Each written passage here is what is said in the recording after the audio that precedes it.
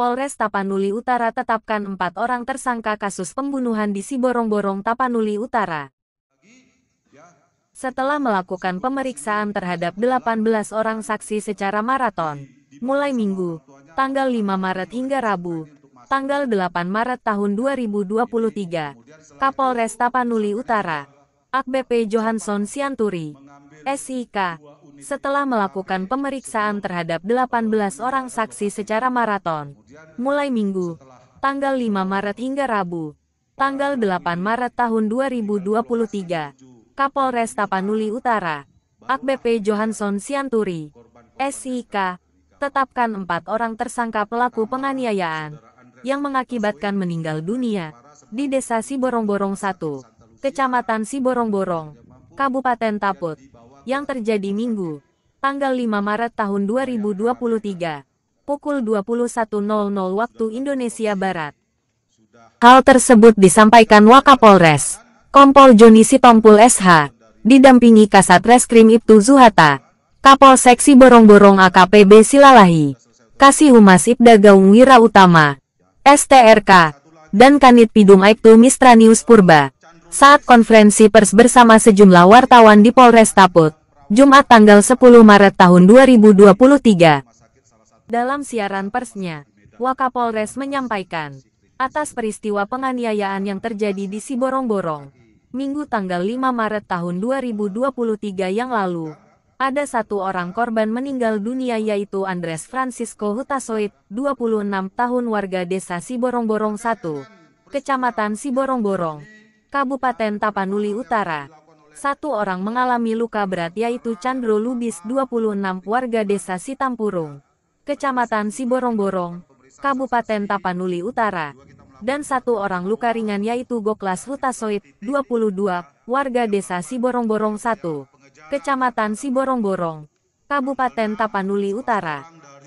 Atas hal itu, kita sudah menetapkan 4 orang tersangka, yakni Aron Panjaitan 31 tahun, warga Desa Sipultak Kecamatan Pagaran Taput, Poki Sinaga 28 tahun, warga Desa Parulokan Kecamatan Lintong Nihuta, Kabupaten Humbahas. Rajes Papahan 30 tahun warga Desa Parulokan, Kecamatan Lintong Nihuta, Kabupaten Humbahas, dan Erikson Sinaga 28 tahun, warga Lumban Ina-Ina, Kecamatan Pagaran Taput. Saat ini keempat orang tersangka sudah resmi ditahan, terhitung mulai Rabu, tanggal 8 Maret tahun 2023, selama 20 hari ke depan untuk penahanan pertama, sebut Wakapolres. Kapolres dan keluarga besar Polres Tapanuli Utara sekali lagi menyampaikan turut berduka cita kepada keluarga korban, serta menyampaikan ucapan terima kasih dan apresiasi kepada seluruh lapisan masyarakat yang telah mengawal dan membantu pengungkapan serta penyidikan perkara ini. Johansson menguraikan bahwa, berdasarkan keterangan saksi-saksi yang diperoleh saat dalam pemeriksaan, kronologis penganiayaan tersebut terjadi pada hari Minggu, tanggal 5 Maret tahun 2023. Rombongan tersangka datang dari Sipultak dengan mengendarai 2 unit sepeda motor, hendak ke Kecamatan Lintong Kabupaten Humbang Hasundutan. 1 unit motor ditumpangi oleh 3 orang, di mana tersangka Aron Panjaitan berboncengan dengan tersangka Erik Sinaga, dan saksi Manci Hutasoit, dan 1 motor lagi ditumpangi oleh tersangka Rajes Papahan, tersangka Poki Sinaga, dan saksi Evi Nababan. Di perjalanan kedua motor berjalan dengan posisi tersangka Aron Panjaitan di depan, dan di belakang rombongan tersangka Rajes Papahan.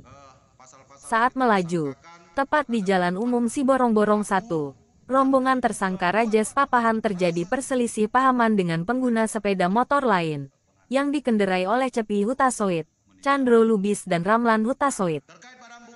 Saat melaju, tepat di Jalan Umum Siborong-Borong 1, rombongan tersangka Rajes Papahan terjadi perselisih pahaman dengan pengguna sepeda motor lain, yang dikendarai oleh Cepi Hutasoit, Chandro Lubis dan Ramlan Hutasoit.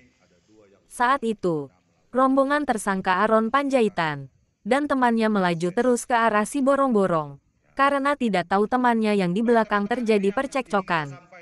Saat terjadi percekcokan di tempat tersebut, Lalu perempuan yang dibonceng tersangka Rajas Papahan, yaitu Evi Nababan, menghubungi rombongan tersangka Aron Panjaitan dan temannya agar memutar karena ada percekcokan tersebut.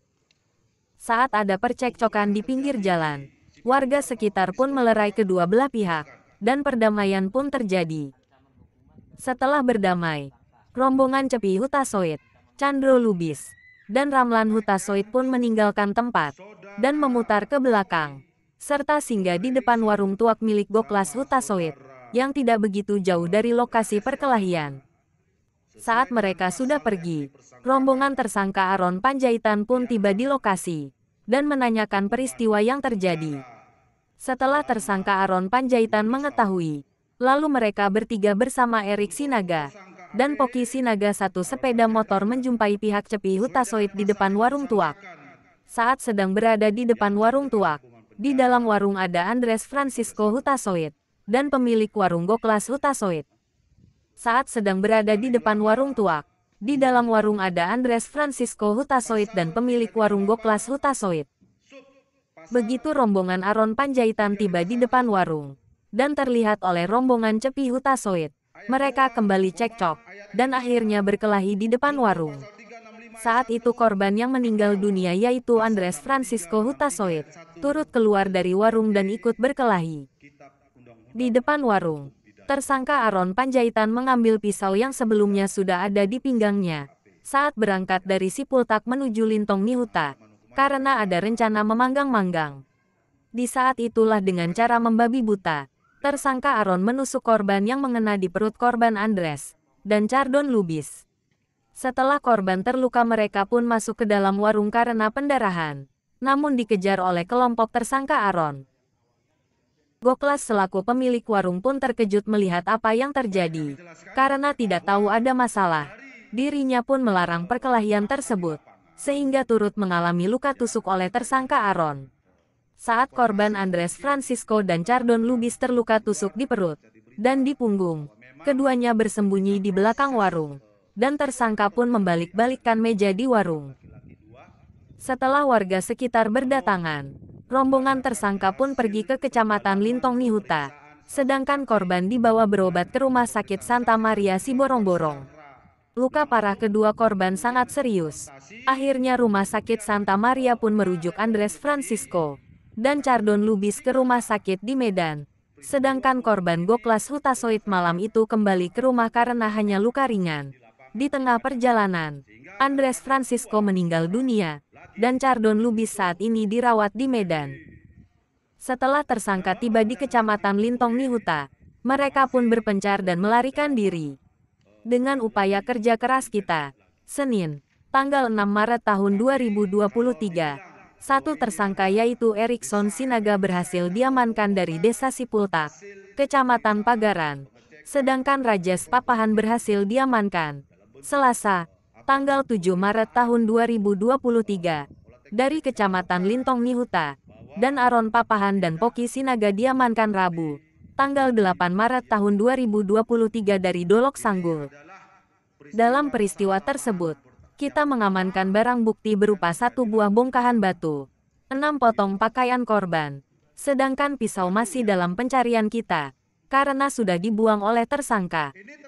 Terhadap tersangka Poki Sinaga, Erikson Sinaga, dan Rajas Papahan, dipersangkakan pasal 170 ayat 2 kedua E, subs pasal 351, ayat 3 Yo pasal 56 KUHP, dengan ancaman hukuman 12 tahun penjara. Untuk tersangka Aron Panjaitan, dikenakan melanggar pasal 338, sub 351 ayat 3 Yo, pasal 365, atau pasal 363 KUHP dengan ancaman 15 tahun penjara. Wakapolres, jadi saya jawab, Bang. Jadi terkait pisau itu kita faktakan bahwa tersangka Aron ini, dia selalu membawa kemana-mana karena berdasarkan penyampaiannya dia juga pernah ada insiden yang mengakibatkan dia luka. Jadi dengan alasannya dia selalu membawa kemana-mana terkait masalah pisau tersebut. Namun saat ini untuk pisau tersebut masih kita lakukan pendalaman, masih kita mencari, karena setelah kejadian pisau itu langsung dibuangnya ke daerah semak-semak sekitar di pinggir jalan di sekitaran TKP. Lalu untuk pelaku ini untuk sementara bisa kita simpulkan pada saat mereka setelah minum tua tidak ada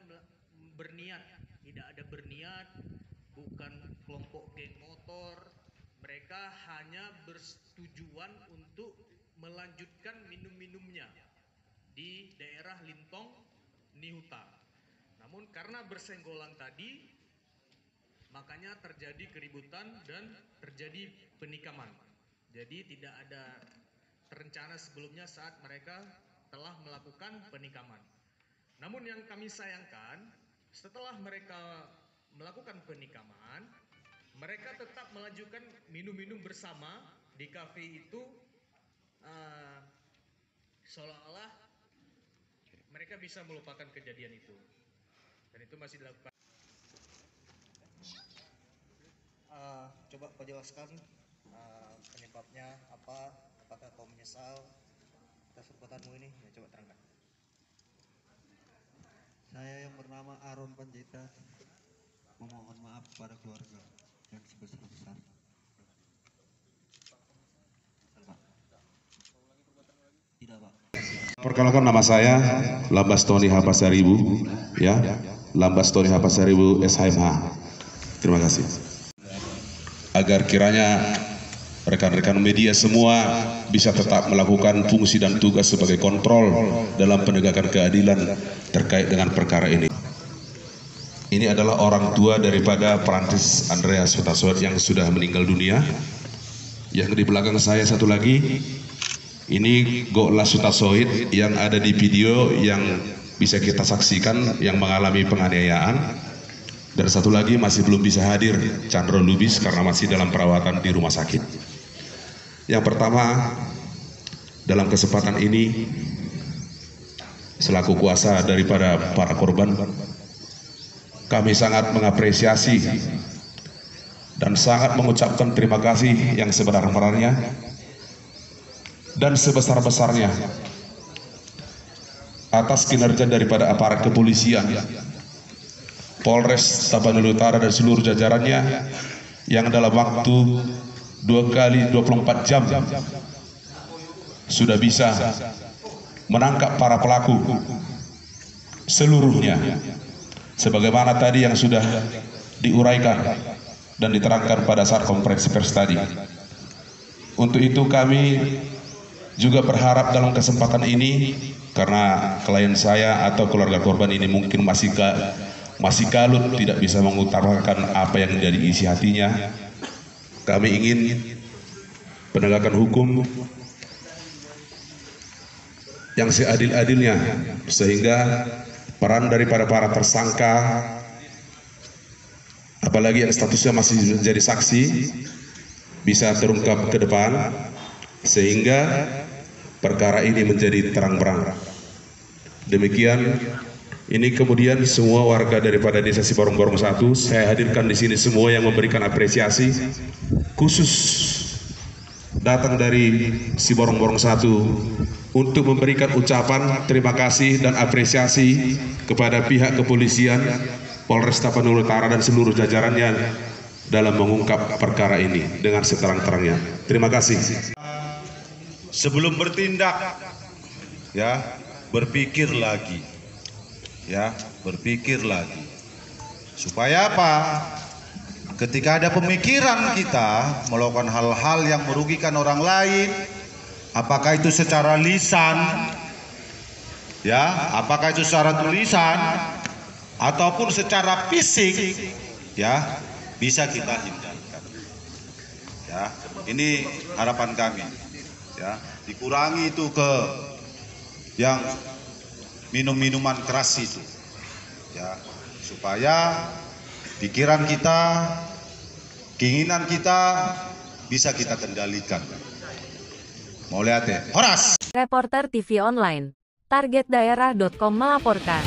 BMT Manalu.